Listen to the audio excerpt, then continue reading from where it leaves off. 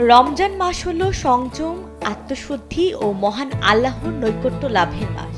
এই মাসে রোজা রাখা প্রত্যেক প্রাপ্তবয়স্ক মুসলিমদের জন্য ফরজ ইবাদত। সারা বছরের মধ্যে এ মাস হলো অনন্য ফজিলতের মাস। সুবহে সাদিক থেকে সূর্যাস্ত পর্যন্ত পানাহার ও সব ধরনের ভোগবিলাস থেকে বিরত থাকার নির্দেশ রয়েছে ইসলামে। তবে মানুষ তো ভুলের ঊর্ধ্বে নয়। রোজা রেখে কেউ কেউ অনেক সময় মনের অজান্তেই কিছু খেয়ে বা পান করে ফেলেন।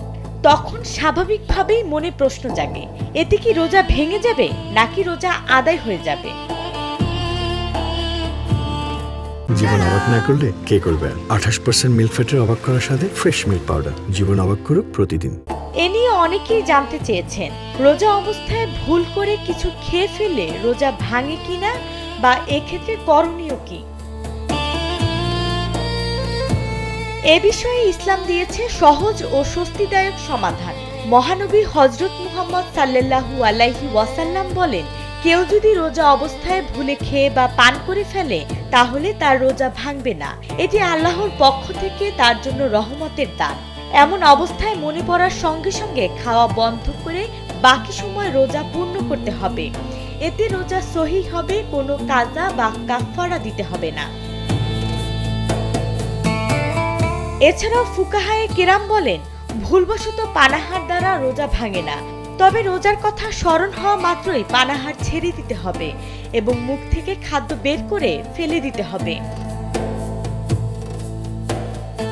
হযরত আবু হুরায়রা রাদিয়াল্লাহু থেকে বর্ণিত হাদিসে আছে, রাসূলুল্লাহ সাল্লাল্লাহু আলাইহি ওয়াসাল্লাম বলেন, যে ব্যক্তি ভুলে আহার করলো বা পানাহার করলো সে যেন তার রোজা পূর্ণ করে, কারণ আল্লাহই তাকে পানাহার করিয়েছেন। পবিত্র কুরআনের সূরা বাকারার 183 নম্বর আয়াতে মহান আল্লাহ তাআলা ঘোষণা করেছেন, হে ঈমানদাররা, তোমাদের ওপর রোজা ফরজ হলো, যেমন ফরজ করা হয়েছিল তোমাদের পূর্ববর্তী উম্মতগণের ওপর, যেন তোমরাও তাকওয়া অর্জন করতে পারো।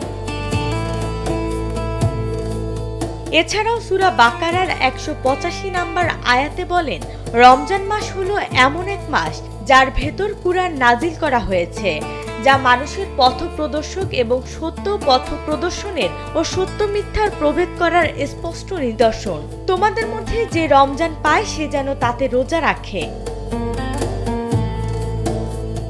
অতএব ভুল করে খেয়ে ফেলে আতঙ্কিত না হয়ে বরং আল্লাহর রহমতের প্রতি কৃতজ্ঞ থাকা উচিত এবং সতর্ক হয়ে বাকি রোজা সম্পন্ন করা উচিত।